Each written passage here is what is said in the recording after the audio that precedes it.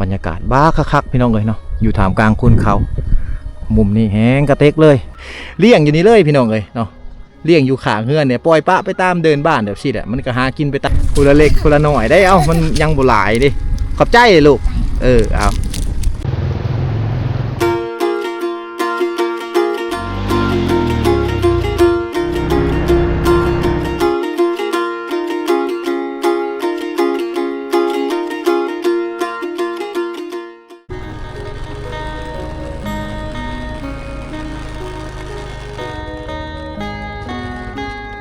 บรรยากาศระหว่างทางพี่น้องเนาะก่อนที่จะกลับเมืองสวรรณเขตเดียบโนดมาพาพ่อแม่น้องแวะเบิ่งบ้านตุ้งแตงซะก่อนนะบ้านตุ้งแตงในช่วงนี้ก็เป็นหมู่บ้านที่ว่าอยู่ท่ามกลางคุณเขาเลยพี่น้องเนาะทางหลังจะเป็นภูเขาสูงทางหลังเนี่ยจะเป็นภูเขาสูงเลยนะอ้อมรอบด้วยคุณเขาพี่น้องหมู่บ้านนี้เป็นหมู่บ้านจัดสรรนะเป็นหมู่บ้านจัดสรรที่ว่าของการหลัดเพิ่นย้ายชาวบ้านเขาเจ้าอยู่ในบ้านตุ้งแตงห้างหันพี่น้องอยู่บ้านเก่าตะกี้หันใหญ่มาอยู่นี้ปีกายนี่เพิ่นจะห้องว่าเทียงเด้อพี่น้องเป็นเทียงไห่เทียงสวนนะเพราะว่าหีดคองประเพณีหรือว่าพี่บรรพบุรุษต่างๆก็ยังอยู่บ้านตุ้งแตงเก่าอยู่พี่น้องแต่ว่ามาในปัจจุบันนี้เพิ่นย้ายออกมาอยู่หมดแล้วนะฉะนั้นก็เลยว่าห้องเป็นเฮือนเป็นซานได้พี่น้องเนาะเอาเดี๋ยวมาเบิ่งอ้ายเพิ่นกำลังเฮ็ดหยังอยู่สบายดีอ้ายสบายดีโอ้กำลังอ้อมหัวเฮือนหัวชานสบายดีโอ้เห็ดหัวเห็ดหัวเฮือนชีเลี้ยงงัวบ่หัวตัวนี้โอ้เลี้ยงงัวไม่อันยังเพิ่นห้องอันนี้นะไม่ไล่โอ้น้ำไม่ไล่พี่น้องเอามาแต่ป่าเนาะแต่ป่าแต่ดงนะเอามาแล้วผ่าครึ่งบ่บัดนี้โอ้บ่ได้ซื้อเนาะอันนี้คือทรัพยากรธรรมชาตินะที่ยังหลายอยู่ในตามหมู่บ้านเพิ่นนี่แม่นหมดเลยเนาะแคมบ้านสิแม่นหมดเลยพี่น้องนี่บ่อึดบ่ได้เสียเงินซื้อไม้ใหญ่มาเฮ็ดหัวเฮ็ดสวนแบบสิลดผ่อนค่าใช้จ่ายในครอบครัวไปเนาะเอ้าลูกๆหลานๆนี่สิพากันไปไสนี่สมอเปาะแม่นบ่เปาะจะแลบ่หรือว่าแนวใด ทางนี้เขาภาษาชนเผ่าสมอเปาะเนาะสมอเปาะงงตึ๊บบ่เอาเลย สงสัยจะพากันไปยิงปลานะอันนี้เขาจะไปหากินได้นี่นะไปยิงปลาอยู่ไซนี่อ้ายเขาไปนี่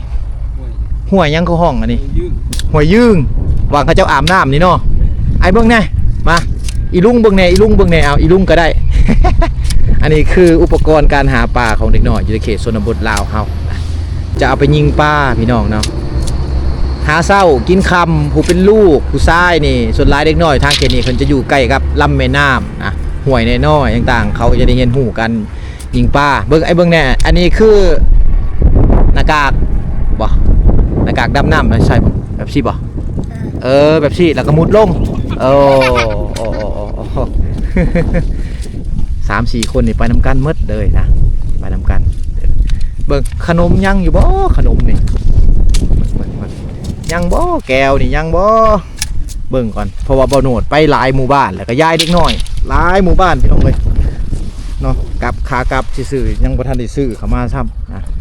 ออกมาแต่เช้านี่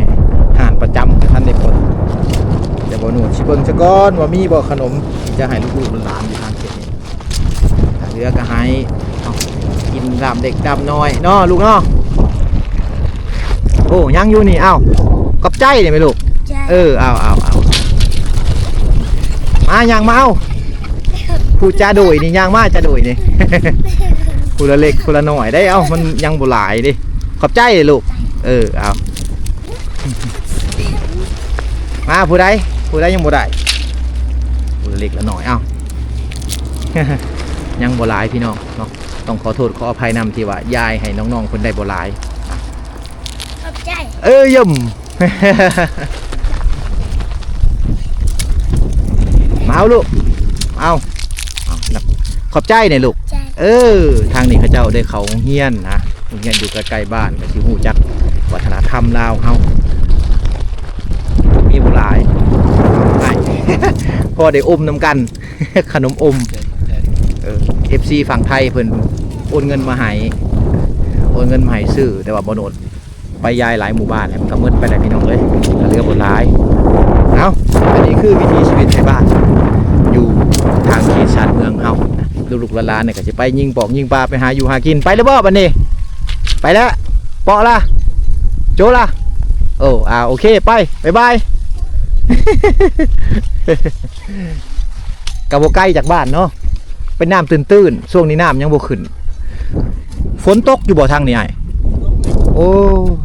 ให้สวนนานี่ยากเลยพี่น้องเอ้ยน้ำยังบ่มีเอาเดี๋ยวย่างขึ้นไปเบิ่งอยู่เทิงน้อยนึงนะย่างขึ้นมาบรรยากาศดีอะไรพี่น้องเลยทางเขตนี่อยู่ท่ามกลางคุณเขาแบบซี่นะเฮือนซานก็สิมีเฮือนหลังใหม่หลังเก่ามีเฮือนหลังใหญ่หลังน้อยปนเปกันไปพี่น้องมีเฮือนดินเฮือนก่อมุงหลังคาไหมสังกะสีกระเบื้องพี่น้องมุงหญ้าพี่มาพี่โซนนี้เป็นโซนที่ว่ายังบ่ได้ไฟฟ้าเด้อยังบ่มีไฟฟ้านะยังบ่มีน้ำประปาใส่น้ำลิ้นพี่น้องการหาอยู่หากินอยู่ทางเขตนี้ก็สิอยู่ท่ามกลางธรรมชาติอันนี้เฮือนเพิ่นย้ายมาแต่บ้านตุงแตงพี่น้องอันนี้จะเป็นเฮือนแต่ว่าเพิ่นย้ายมาเพิ่นก็มาอยู่นี่แหละพี่น้องเนาะเป็นเฮือนหลังน้อยๆนะอยู่กัน2คน3คนบ่มีไฟฟ้าเขาก็สิตำเขาเอาเขาก็สิตำเขาเอาพี่น้องเลยเนาะเป็นเครื่องสีเขาโบราณเป็นหกโบราณต่างๆก็สิใช้ตัวนี้แหละถ้าบ่มีอันนี้บ่ได้กินข้าวแล้วพี่น้องสถานที่นี้เป็นสถานที่ที่ว่าผ่าน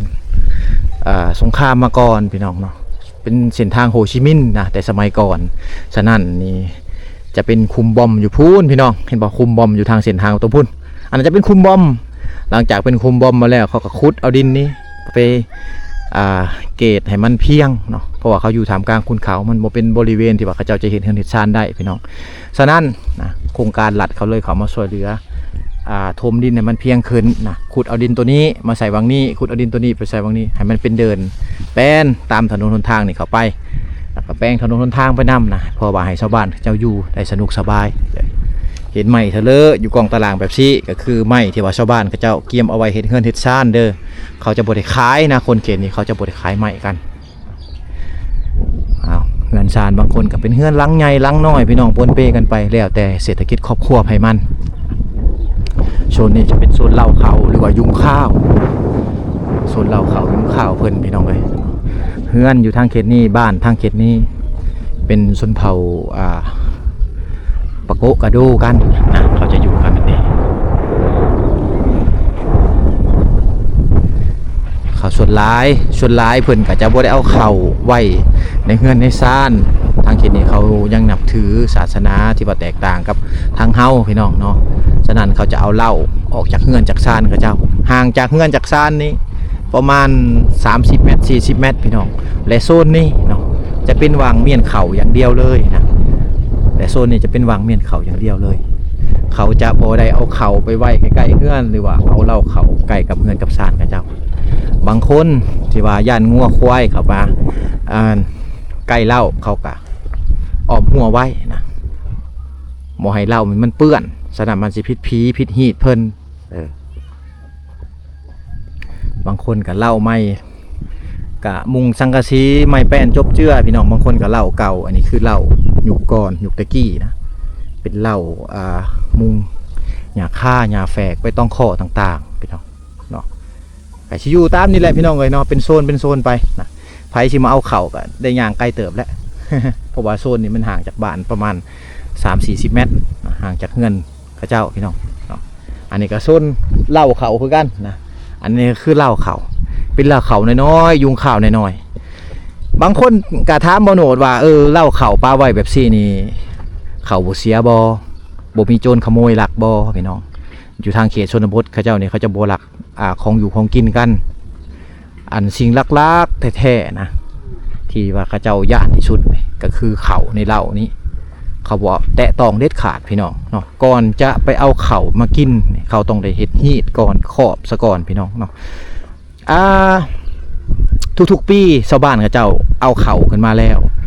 ต้องเอาเข่านี่ส่วนหนึ่งนะขึ้นไปไว้อยู่เงินก่อนเพื่อว่าจะเอาไปเมียนกะเกียมไปกิน แต่ว่าต้องได้เฮ็ดฮีทได้พี่น้องเขานี่ขึ้นไปฮอดเหล้าแล้ว หลังจากจะเอาเขาไปกินอีกก็ต้องได้เฮ็ดฮีทอีกพี่น้องต้องได้ครอบอีกเนาะแต่งครอบนะจึงเอาเขาไปกินได้เด้อเอาอันนี้คือฮีทของประเพณีเพิ่นเนาะบ่ว่ากันพี่น้องแต่ละหม่องแต่ละบอนกับฮีทของก็แตกต่างกันไปนะโอ้ยบรรยากาศบ้าคักๆพี่น้องเลยเนาะอยู่ท่ามกลางคุณเขามุมนี้แห้งกระเตกเลยหมู่บ้านนี้มีประมาณ3คุ้มแต่ว่าเบาโนดบ่ย่างเมื่อดอกพี่น้องเลยเนาะอาจจะถ่ายทำบางส่วนให้พ่อแม่พี่น้องได้เบิ่งนะก็คือเฮามานี่ก็เป็นช่วงที่ว่าชาวบ้านเขาบ่อยู่เฮือนอยู่ซ่านและเขาไปให้ไปสวนทั้งหมดแหละพี่น้องเนาะไปให้ไปสวนทั้งหมดแล้วนะนี่ก็สิเป็นบ้านใหญ่เติบเลยพี่น้องมี80 ปลายกว่าหลังคาเฮือนอยู่รุมๆแต่ก่อนเขาอยู่ก็สิอยู่บ้านอันนั้นบ้านตุกแตงเก่าเนาะก็สิมีประมาณ88หลังคาเฮือน90หลังคาเฮือนพี่น้องขึ้นมานี่ก็สิขยายกว่าเก่าแล้วเนาะเพราะว่าเขาขึ้นมาเขาก็สิสร้างครอบครัวใหม่นะผู้แต่งงานใหม่ก็สิเอาเมียมาอยู่ใกล้พ่อใกล้แม่ก็สิเป็น90ปลายเกือบ100หลังคาเฮือนพี่น้องเนาะอยู่ทางเขตนี้กันจะเป็นเฮือนใหม่ละเขาย้ายมาอยู่ก็หลายปีเติบแล้วพี่น้องเนาะหลายปีเติบโอ้กิจกรรมบ่มีเลยนะเงียบสงบพี่น้องเอ้ยกิจกรรมเนาะเขาไปให้ไปสวนหมดแล้วเขามาในช่วงนี้อันนี้คือช่วงบ่ายๆช่วงเที่ยงๆได้แหละมีแต่วัยรุ่นเลยอยู่เฮือนอยู่ซ่านนะวัยรุ่นอยู่เฮือนอยู่ซ่านพี่น้องเนาะนี่เป็นหมู่บ้านแห่งคุ้นเขา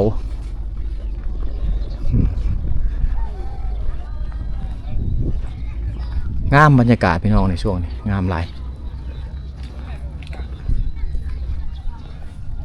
สบายดี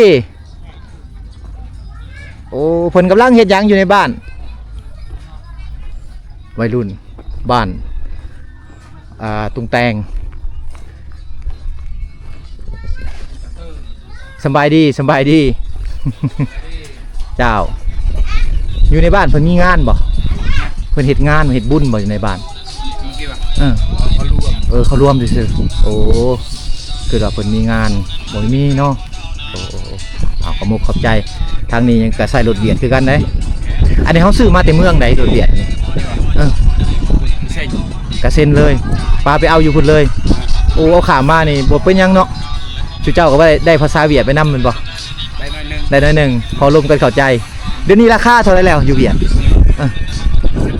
13 ล้านก็สิซื้ออยู่ถ้าเป็นเงินไทยก็สิ20,000 กว่าบาทเงินกีบก็41 12เนาะประมาณนี้ทนบ่แบบนี้ทนนะขี่แห้งเนาะเป็นรถยอดฮิตอยู่ในเขตชนบทลาวเฮานะตามเขตชายแดนลาวเวียดนามพี่น้องเพิ่นอยู่ใกล้กันเติบเลยจากชายแดนเกือบตั้งว่า 7-80 กิโลไปเอา กลับมาก็100 กว่ากิโลเนาะเอา รถยอดฮิตก็คือรถเวียดนามเด้ออยู่ทางเขตนี้สบายดี ไอ้กล้องเอาอันนั้นเป็นคุ้มที่ว่าอีกคุ้มหนึ่งนะคุ้มหลักๆของเพิ่นคุ้มใหญ่ตัวนะวางเมียนฟืนของชาวบ้านกับเจ้าก็สิเป็นตัวนี้แล้วพี่น้องเมียนฟืนดังนะต่างๆนะอันนี้คือห้องน้ำนะช่วมนะถ่ายนักถ่ายเบานะบทวงบททันเขาป่าก็สิใช้ตัวนี้ได้พี่น้องในปัจจุบันนะบางครอบครัวก็มีเด้อบางครอบครัวก็บ่มีนะโถช่วมตัวนี้ชาวบ้านเขาเจ้าเฮ็ดเองเด้อบ่มีโครงการช่วยเหลือพูนพี่น้องแม่นบ่เลยนี่เนาะเพิ่นกำลังรวมกันนะรวมเวียกรวมงานกันอยู่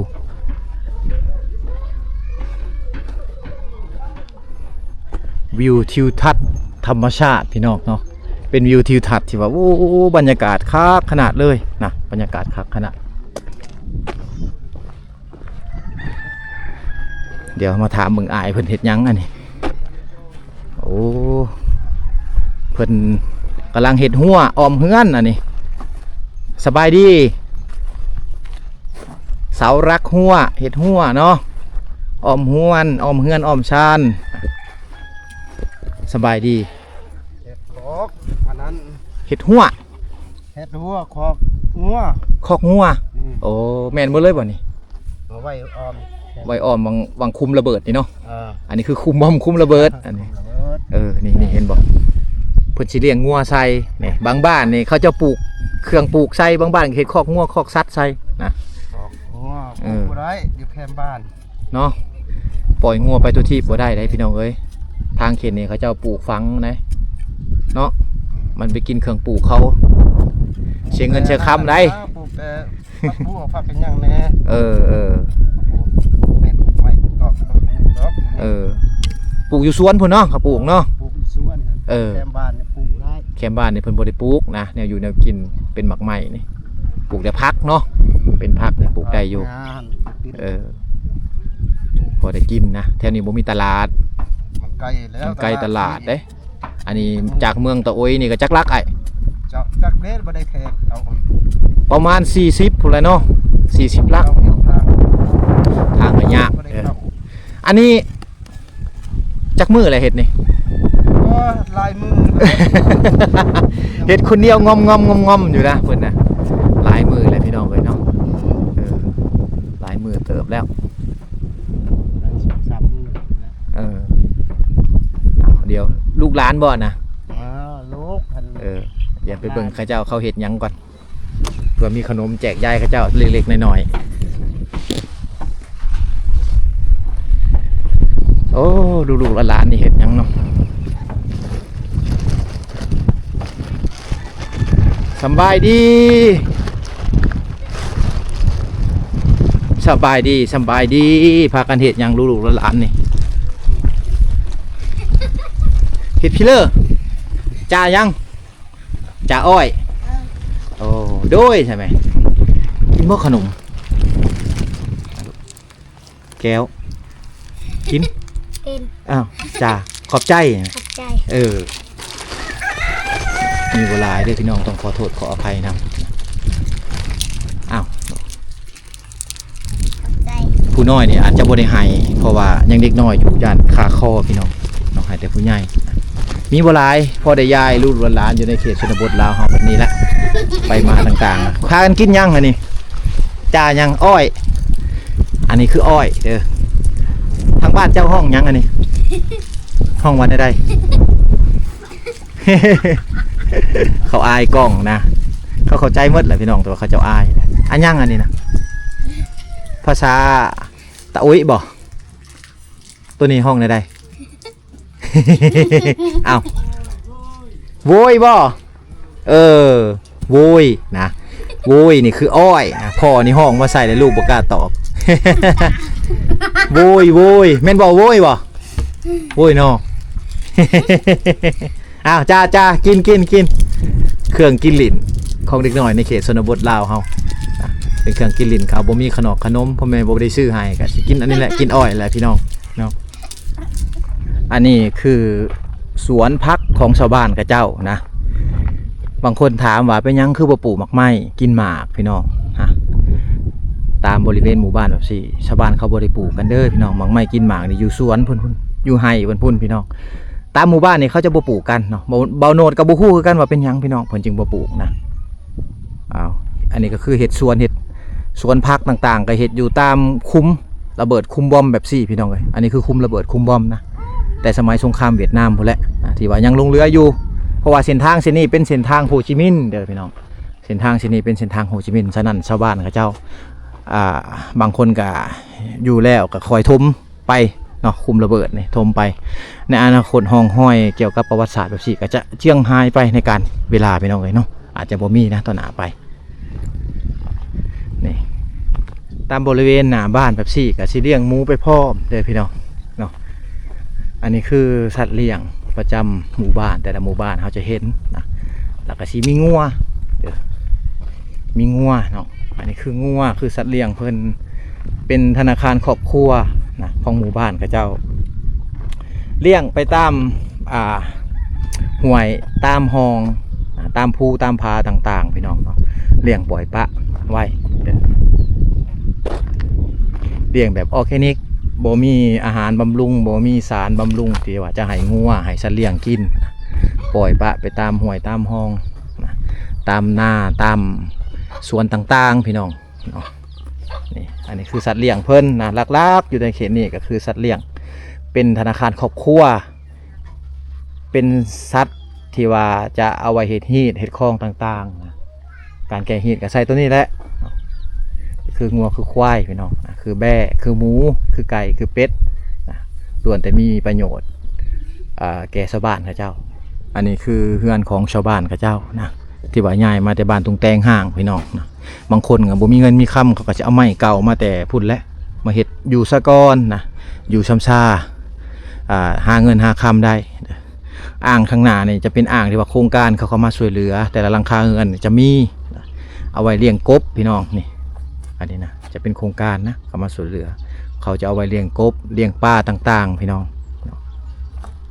เอาตามเดินบริเวณเนี่ยก็จะเป็นเดินเฮือนเดินซ่านของเขาเจ้าเลยพี่น้องที่ว่าผู้สร้างครอบครัวใหม่กับกเกียมไม้มาเฮ็ดเฮือนเฮ็ดซ่านเขาเจ้ามาในปัจจุบันนี่เขาบ่เห็นเลยได้เนาะเฮือนหลังยกใหม่ยกสูงเห็ดไม้มานี่เขาจะบ่ได้มีแล้วอันนี้หินมาแต่ภูแต่ผาเอามาห้องตีนเสาบัดนี้เขาจะเป็นปูนนะเป็นเสาปูนแบบสี่แล้วเอามาห้องพี่น้องอันนี้เพิ่นเฮ็ดเองเด้อพี่น้องชาวบ้านเขาเจ้าเฮ็ดเองนะเขาเจ้าจะบ่ได้ซื้อเป็นดินบล็อกดินจีทางเขตนี่เนาะเป็นเครื่องที่ว่าจะเฮ็ดเฮือนเฮ็ดชานนี้บางอันชาวบ้านเขาจะเฮ็ดเองนะบางอันก็ได้ไปซื้อเอานะไม้แบบสี่ก็เกี่ยมไว้เฮ็ดเฮือนเฮ็ดชานต่างๆนะไม้น้อยๆแบบที่เขามั่างมาแต่เฮือนเก่าพี่น้องแต่บ้านตุงแตงห่างแต่บ้านห่างบ้านเก่าอยู่ลุ่มพุ่นพี่น้องเลยเนาะมาในปัจจุบันนี่ก็บ่มีแล้วแหละบ้านห่างพี่น้องอันนี้คือเฮือนเพิ่นที่กำลังจะสร้างใหม่เฮือนเก่าแบบที่เขาก็บ่มั่างเลยพี่น้องเขาก็จะเอาไว้อันนั้นเขาก็จะเอาไว้เห็นเฮือนครัวนะเห็นเฮือนครัวเห็ดวางดังไฟแต่งอยู่โคกินต่างๆก็คือเฮือนหลังนี้เห็นป่ะหลังนี้หลังจากที่ว่าได้เฮือนไม้ไปเทียมห้อยแล้วเนาะได้เฮือนยกสูงอยู่สะดวกสบายแล้วเฮือนหลังเก่าเขาเจ้าที่ว่าเขาเจ้าเริ่มสร้างครอบครัวใหม่นะเริ่มต้นชีวิตใหม่ชาวบ้านเขาเจ้ากะสิป้าไว้เฮือนครัวไว้แต่งอยู่โคกินต่างๆพี่น้องอันนี้คือคกนะคกทางตะอุ้ย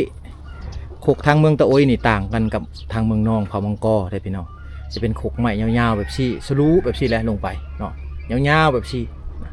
สากก็จะเป็นสากยาวๆสากยาวๆลำเดียวเลยนะโอ้โหอันนี้คือวางไก่นอนวางผักไข่นะนี่อันนี้คือวางไก่นอนชาวบ้านเขาสานเองมาจากไม้พุ่งไม้พางไม้ไล่ต่างๆพี่น้องก็หมูเพิ่น เลี้ยงอยู่นี่เลยได้เนาะตัวบักตุยเลยหมูนี่ เลี้ยงอยู่นี่เลยพี่น้องเลยเนาะเลี้ยงอยู่ข้างเฮือนเนี่ยปล่อยปะไปตามเดินบ้านแบบสิแหละมันก็หากินไปตามธรรมชาติพี่น้องเนาะอีนางน้อยนี่สิไปตักน้ำแล้วนี่เนาะหอดเวลาไปแล้วนี่เที่ยงกับสิลูกหลานสิไปตักเอาน้ำนะนี่อันนี้นี่คือแนวพายไปตักเอาน้ำนะทั้งบ้านเฮาจะห้องว่ากระตาน้อยพี่น้องแต่ทางนี้จะมีซับเฉพาะนะคือกระพุ้งกระพางนะในการใส่น้ำเขาสิแบกใส่หลังไปตุกน้ำก็สิเป็นตุกน้ำดื่มเก่าเป็นตุกเป๊ปซี่บ่พี่น้องหรือว่าตุกเครื่องดื่มเก่านะที่ว่าชาวบ้านเขาเจ้ากินแล้วเขาก็เก็บเมียนไว้นะนี่อันนี้คือตุกน้ำเพิ่นได้ตุก5 ลิตรนี่เป็นตุกน้ำมันพืชเก่าแน่เป็นตุกน้ำมันเครื่องแน่ที่ว่าเก็บไว้เมียนไว้เกี่ยมเอาใส่น้ำกินน้ำดื่มต่างๆนะเวลาหน่อยนี่เราอายแล้วเราเข้าไปอยู่ในพอ สบายดีเห็นกันอีกแล้ว ไปใส่อาบน้ำโอ้สิไปอาบน้ำอยู่ใส่ห่วยเห็นบ่โอ้ห่วยขามไปบ้านตุงแตงเก่านะโอ้เกิด พัดไปอีก โอ้ตอนแรกเนี่ยไปใหม่อีกอยู่นี่เลยอยู่นี่เลยอาบน้ำมือหนึ่งเธอหนึ่งพ่อ มันไกลเนาะเจ๊ยืงเลยนะโอ้เยิงเติบได้พี่น้องเลยนะใกล้จากเฮือนจากซานเพิ่นเติบนะบางนั่นเนี่ยมีทั้งวัยรุ่นหนุ่มสาวมีทั้งผู้แส่ผู้สาวเลยอาบน้ำยามแรงแม่นบ่ผู้ถอกผู้เฒ่าเต็ม อันนี้คือวิถีชีวิตนะของชาวบ้านเขาเจ้าทางเขตนี้ยังบ่ได้นำลิ้นเนาะนำลิ้นยังบ่ได้ไฟฟ้าก็ยังบ่ทันได้เด้อพี่น้องไฟฟ้านำลิ้นนะสัญญาณอินเทอร์เน็ตนี่มีแล้วใส่ได้แล้วสื่อสารโลกภายนอกได้มีนำลิ้นมีไปผ่านในคะแนนเนาะพอดีเลยแม่นอีกจักน้อยอีกจักน้อยเพิ่นก็เข้ามาช่วยเหลือแล้วแหละนะเรื่องอันนี้เพิ่นต้องช่วยเหลือกันอยู่แล้วพี่น้อง